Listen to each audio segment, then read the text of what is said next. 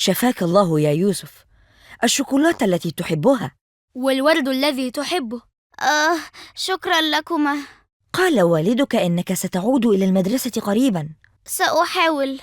وقال أيضا إنك ستخلع الجبيرة بعد أسبوعين. يا رب. نحن ندعو لك بالشفاء ليل نهار. وسيستجيب الله لدعائنا كما عرفنا من الأستاذ كريم. لا تحزن يا يوسف، لقد لعبت المباراة بمهارة وحماس. ودفعت الثمن. هذا قضاء الله. الحمد لله. عليك أنت أيضا أن تحمد الله يا آدم. أنا؟ نعم، فلو لعبت مكاني أساسيا في الفريق كنت ستصاب إصابتي. حقا، كيف لم تنتبه لذلك؟ الحمد لله. عليك الآن أن تفرح لأن صاحبك أصيب بدلا منك. أعوذ بالله من الشيطان الرجيم. أعوذ بالله من الشيطان الرجيم.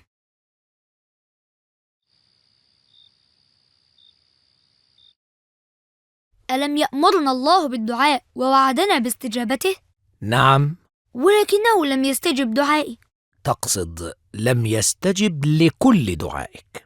ألم تدعو العام الماضي بالنجاح واستجاب الله دعاءك ونجحت؟ بلى.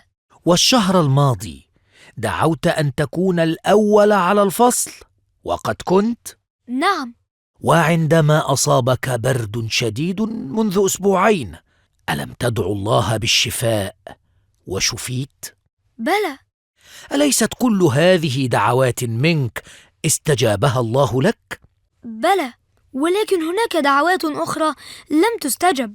لم تستجب سريعا، وسيستجيب الله لها في الوقت المناسب لك، لأنه أعلم بما ينفع أكثر منك. ذلك إذا كنت تدعو لنفسك بالخير. وهل يمكن للإنسان أن يدعو لنفسه بالشر؟ بالطبع، فقد قال تعالى: ويدعو الإنسان بالشر دعاءه بالخير وكان الإنسان عجولا. وما معنى هذه الآية؟ معناها أن الإنسان في أحيان كثيرة يدعو بأشياء يظنها خيرا له، والله يعلم أنها شر له، ولهذا لا يستجيب الله له.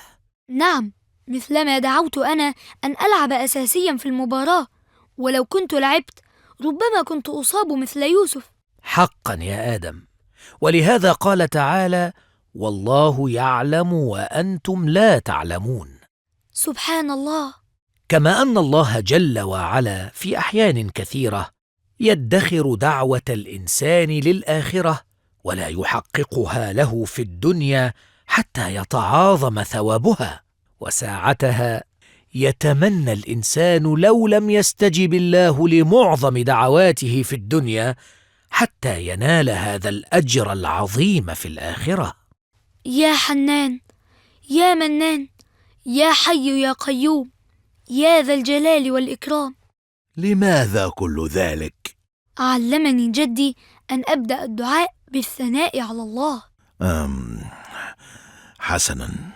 اللهم صل وسلم على سيدنا محمد وعلى آله وصحبه أجمعين. هل تدعو أم تصلي على الرسول؟ علمني جدي أن أبدأ الدعاء وأنهيه بالصلاة على رسول الله صلى الله عليه وسلم، لأن الله سيستجيب صلاتي على الرسول في الأول والآخر، ثم يستحي أن يرد دعائي الذي بين الصلاتين على رسول الله صلى الله عليه وسلم.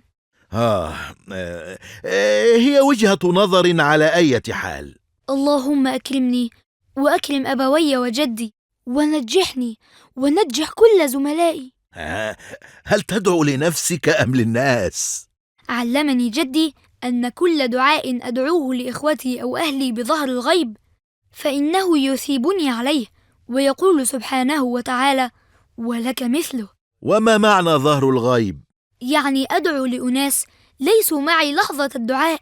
ولماذا يدعو الناس لبعضهم؟ حتى ينتشر الحب بينهم. وجهة نظر أخرى. اللهم أصلح أحوالنا وأخرج الشيطان من بيننا اللهم أخرج الشيطان من بيننا. اللهم أخرج الشيطان من بيننا.